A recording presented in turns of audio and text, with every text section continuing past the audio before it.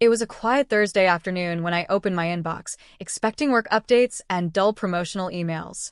But there it was, an unfamiliar name, a subject line that made my heart skip. I clicked it without thinking. And there it was, in full, brutal clarity, a live stream link to a wedding. His wedding. I didn't move. I didn't even blink. The video autoplayed, and I just sat there, frozen, watching him smile like he'd never known heartbreak, like he hadn't spent the last 3 years of his life telling me I was everything he ever wanted. My name wasn't anywhere. There was no explanation, just the link. At first, I thought it was a mistake. A joke, maybe? But then I saw her walk down the aisle. I'd never seen her before, not once. And he was crying, not in pain, not like the tears he shed in my arms when he said he couldn't live without me. These were tears of joy. I couldn't breathe. My hands were trembling so badly that I could barely close the window. The betrayal wasn't just in the fact that he got married. It was in the details. The venue looked exactly as I had described to him. The string lights, the outdoor setting, the white chairs with gold ribbons, every little thing I had sent him over the past year while we planned our future. He used it all. But not with me. He used me. I wasn't just heartbroken. I felt hollow. I kept trying to replay our conversations in my head, looking for signs I might have missed, any clue. I thought of the money I sent him, small things, big things. The phone he uses. The trips he said he needed for work.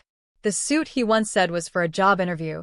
The same suit he now wore while pledging himself to someone else. I wasn't just excluded. I was erased. I kept asking myself, how could he do this to me? I gave him everything, my time, my trust, my love, my support. I helped him through his worst days, stood by him when he had nothing. And now that he had something, someone, he acted like I'd never existed. I sat on the edge of my bed for hours that evening, staring at nothing. My phone kept lighting up with messages, friends, work, life, but I couldn't respond. It felt like the air had been knocked out of my chest. I didn't cry, not at first. That came later, when the numbness wore off, when the disbelief settled into reality. And the worst part? He didn't even think I deserved an explanation. Just a link. Like an afterthought. Like I was someone watching from the crowd, not the woman who helped build the man standing at that altar. I remember when he first mentioned wanting a big wedding.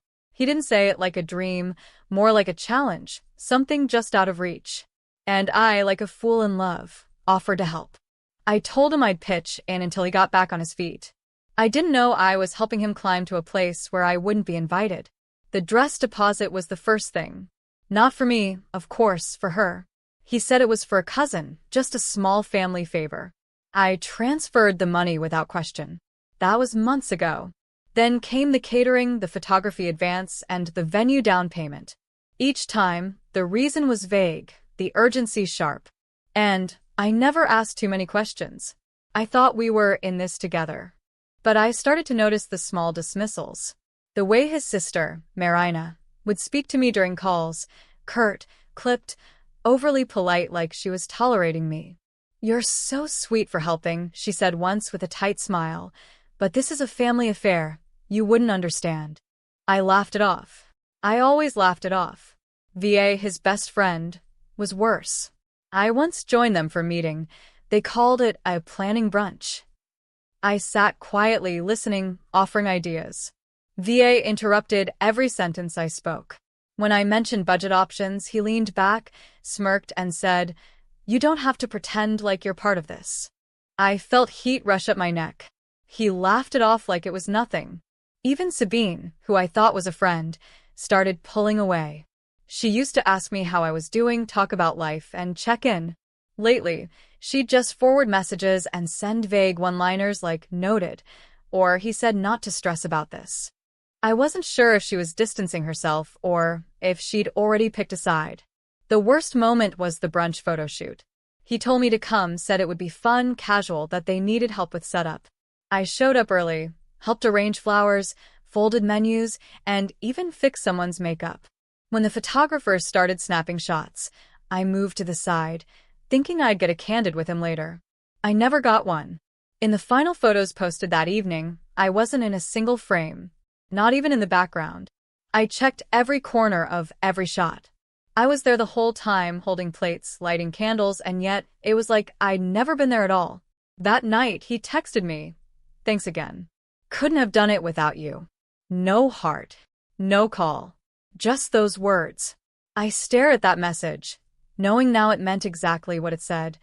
I couldn't have done it without you. But I'll finish it without you. And still, some part of me kept hoping he'd come back. That it was all a mistake. That I hadn't just funded my disappearance. The wine sat untouched beside me, its rich burgundy hue catching the light, but offering no warmth. I had poured it hours ago, maybe more. I wasn't sure anymore. Time had lost its shape.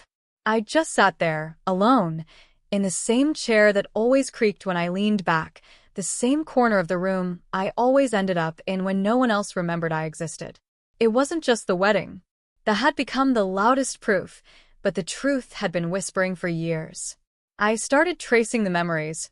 Birthdays where I played hostess but never got a cake of my own.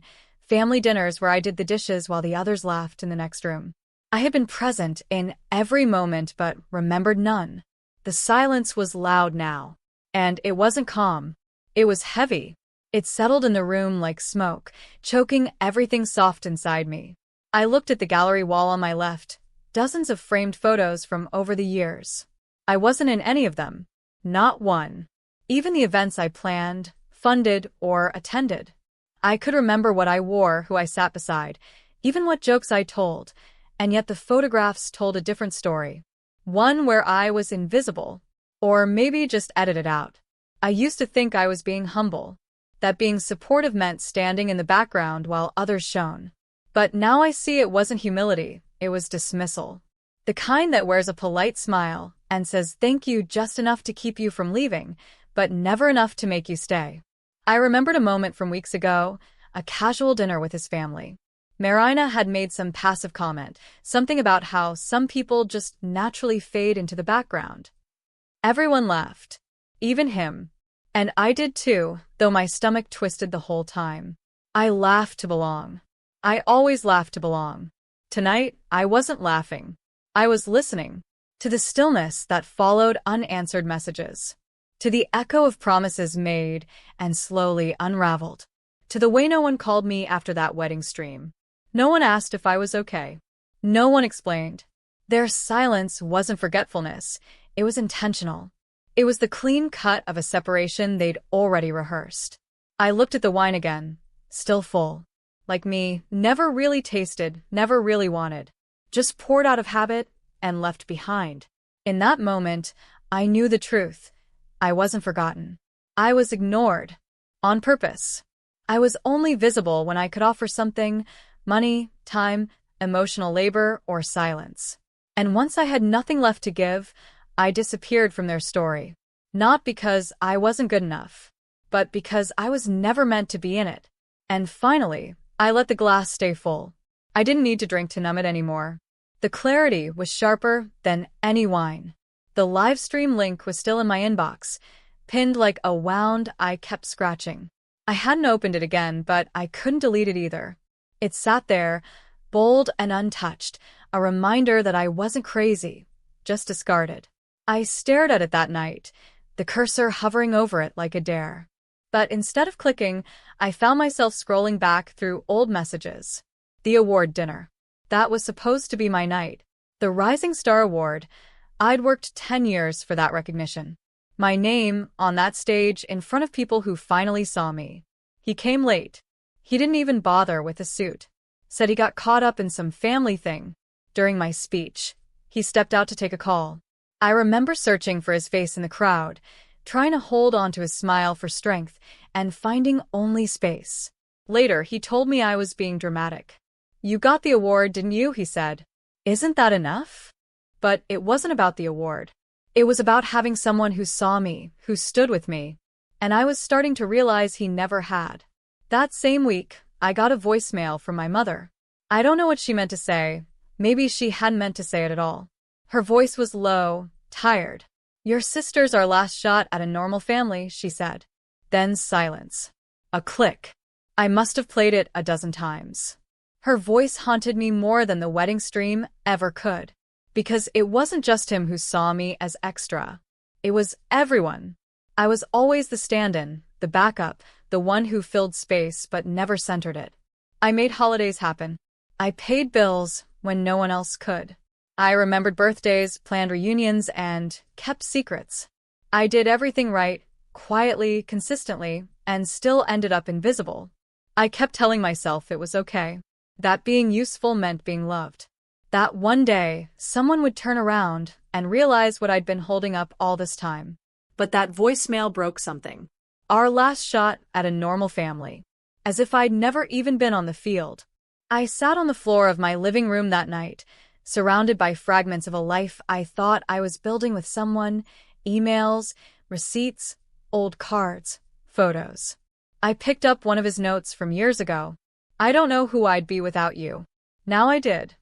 He'd be someone else's husband. That was the shift. Not a scream, not a breakdown. Just a slow, aching realization that I'd spent so long coping, twisting myself into someone who could be tolerated, helpful, good, that I hadn't noticed I'd gone completely missing. I wasn't heartbroken. I was awake. And I wasn't going back to sleep. I wasn't even sure why I went. Maybe part of me still needed proof. Something undeniable. Or maybe I just wanted one person, anyone, to look me in the eye and admit what they'd done. The rehearsal dinner was at a waterfront restaurant I had recommended months ago. He'd loved the view, said it felt exactly like us. Now it was lit with warm, golden lanterns and laughter that didn't belong to me. When I arrived, no one greeted me. A waiter glanced at the list, squinted, then pointed vaguely to a small table near the restroom. I sat down quietly. No one looked up. I wasn't even sure if he knew I was there. On the table were printed menus, hand-lettered place cards, and tiny framed name signs. None of them mine. I scanned every table. My name wasn't anywhere. Not even in the thank you section of the printed program. The air smelled like roses and rosemary, but all I could taste was metal.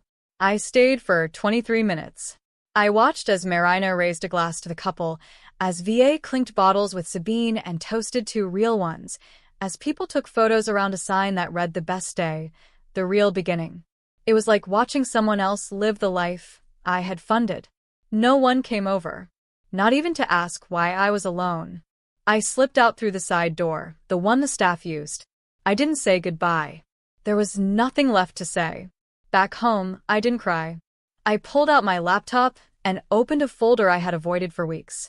In it were invoices, transfers, email threads, contracts, all in my name. Venue deposits, catering adjustments, and photographer upgrades. I had been the invisible hand behind almost everything. And now, with the silence and the corner table and the missing name card, I felt something shift. This wasn't heartbreak anymore. It was an insult. I wasn't just grieving what was lost. I was starting to see what had been taken. I laid the receipts out in a neat line on the floor. I made a spreadsheet. I organized emails by vendor. I labeled everything. Not out of pettiness. Out of clarity. They had counted on my silence. Counted on me feeling too embarrassed, too gracious, too used to erasure to say anything. But that night, I started writing it all down, every dollar, every promise, every task. I wasn't going to cause a scene. I was going to take my voice back. Because being quiet had gotten me a seat next to a restroom. And I finally knew I didn't belong in the corner. I never had. The cocktail reception was held in a glass-walled ballroom, all shine and shimmer. I arrived in a simple black dress, elegant, understated. I didn't want attention, just presence. But before I even reached the entrance, someone waved at me, tray in hand, and said, "Oh, thank God. Can you bring out more glasses?" I froze. She thought I was staff. I opened my mouth, then closed it. There was no use correcting her. I just smiled tightly and walked past. Inside, the room was buzzing with warmth. Crystal glasses clinked, heels clicked on marble, and someone was playing soft jazz near the bar. People who once hugged me barely made eye contact. Others stared right through me, as if I had wandered into the wrong dream. I moved to the back of the room, near the sliding doors that led to the balcony. No one approached me. No one even acknowledged I was there. And maybe that was the moment. Not the mistake at the door, not the missing greeting, but the absolute indifference. I stood in the one spot where I could see the whole room and watched the celebration unfold, the couple at the center, glowing. The same couple I had invested in, not just with money but with time, care, and belief. And suddenly, I didn't feel sad. I felt finished. I left without touching a single canopy, without a goodbye, without a sound. The next morning, I walked into the bank wearing a tailored coat and calm resolve. The manager recognized me immediately. We'd spoken often over the last few months about payment structuring, disbursement plans. He smiled, polite and practiced. "I'd like to cancel the final transfer," I said, placing the folder on his desk. 41,000 to Camber Events. "It hasn't cleared yet." He blinked, hesitated. "Of course. May I ask?" "No." "It's personal." I didn't say it with sharpness. Just certainty. I signed the document slowly, precisely. He nodded as he processed the cancellation, asking nothing more. In the corner of his office sat a bouquet, likely a gift from some client. I looked at it while he typed. The lilies were wide open, petals soft and bold. Everything about the moment was clean. There was no vengeance, no drama, just a door quietly closing behind me. As I walked out, I felt light. Not joyful, that would come later, maybe, but free. He would realize eventually. The budget gap, the unpaid balance, the sudden silence. But I wouldn't be there to explain it. I had spent too long explaining myself. Now I was moving without permission, acting without apology. They could celebrate without me. But this time, they'd do it on their dime. The Zoom call started with static and fake smiles. Everyone's faces popped up one by one. Marina in her kitchen, VA on his phone, Sabine looking like she didn't want to be there. He joined last, his camera angled too low, shadows under his eyes.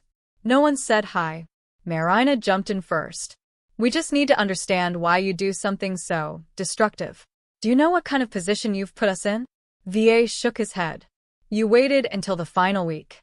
That's next level petty." "After everything we planned," Sabine muttered. I didn't speak. I watched. Let them perform their outrage. Let them twist it like they always had. He finally looked at the camera. "You embarrassed me," he said quietly. "Do you even realize that?" That was enough. I unmuted myself. "I didn't cancel a wedding," I said. "I canceled my silence." They blinked. No one interrupted. Not yet. "I canceled being taken for granted. I canceled being erased. I paid for your flowers, your lights, your dress fittings, and your tasting menus. I wrote checks while you rewrote my place in your lives. You let me fund something I wasn't even invited to belong to." Marina opened her mouth, but I raised a hand. "Let me finish. I showed up when no one else did. I kept secrets. I worked behind the scenes. I cleaned up your messes while you toasted each other for being such a perfect little circle. And the second, wasn't it convenient? I was gone. Not just uninvited, unwelcome." VA scoffed. "This is over a name card and a seat?" "No," I snapped. "This is about dignity. About being treated like a placeholder until someone better showed up. I was there for the build-up, but not for the credit. You needed me to be invisible until the bills were paid." Sabine folded her arms.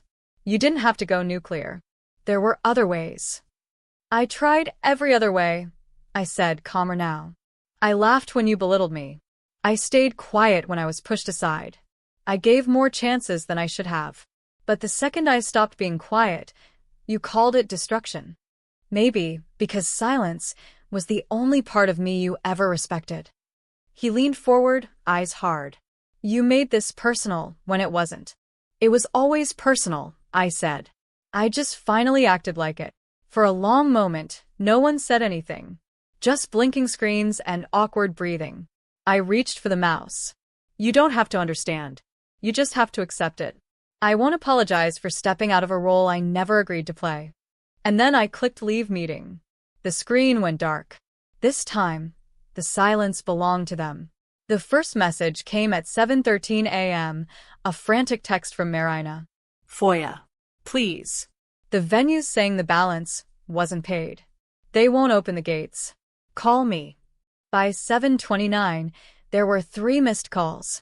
Then a voicemail from Sabine, her voice high and tight with panic.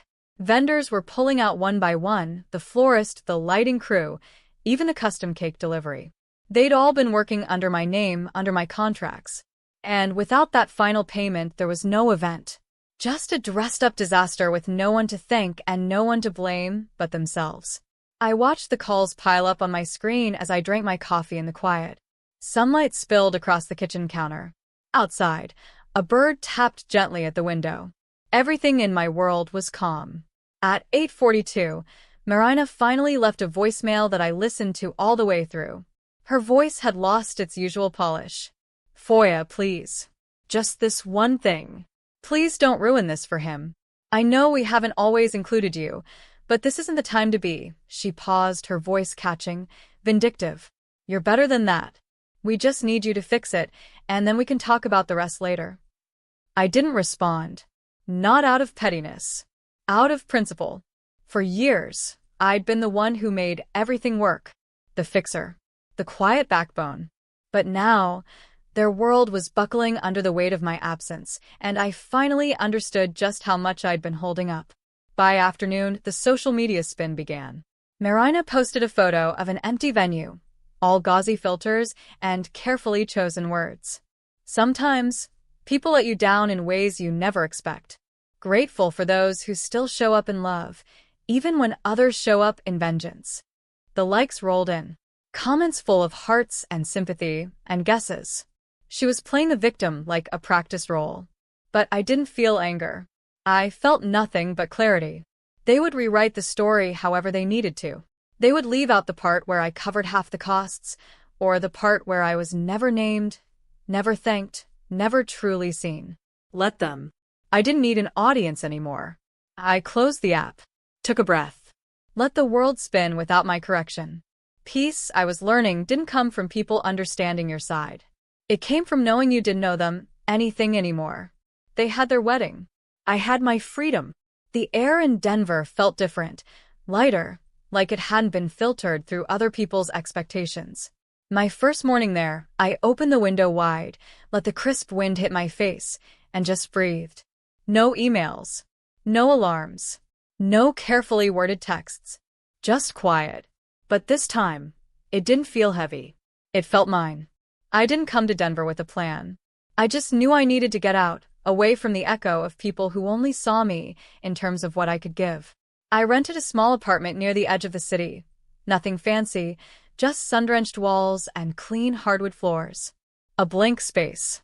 Every morning, I walked. Sometimes with music, sometimes in silence. I passed strangers who didn't know my name, who didn't ask me to fix anything. I watched the mountains shift in the distance like they were reminding me, you are not small just because they couldn't see you.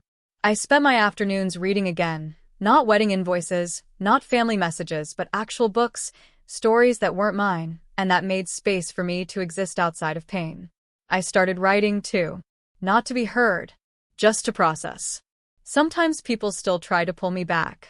Messages came in waves, Sabine with her guilt-laced apologies, VA pretending nothing happened, Marina posting curated glimpses of a salvage celebration.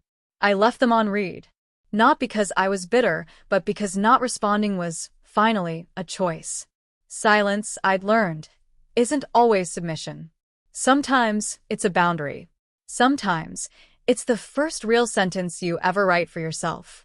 I'd spent so long being needed that I forgot how to be simply me. Not the helper. Not the fixer. Not the placeholder. Just a person who gets to rest. To laugh without checking if it's okay. To walk away without narrating why. In Denver, I didn't become someone new. I just became someone unburdened.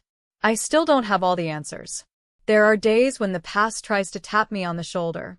Days when I feel that familiar ache, the one that asks, did I make too much of it? And then I remember the table by the restroom. The erased photos. The name was never written. And I breathe again. Because choosing self-respect doesn't always come with applause. Sometimes it comes with loneliness. But it also comes with quiet mornings, clean slates, and a softness that starts to bloom from inside. I'm not done. This isn't a perfect bow. But I'm not looking for one. I'm just here. And finally, that's enough.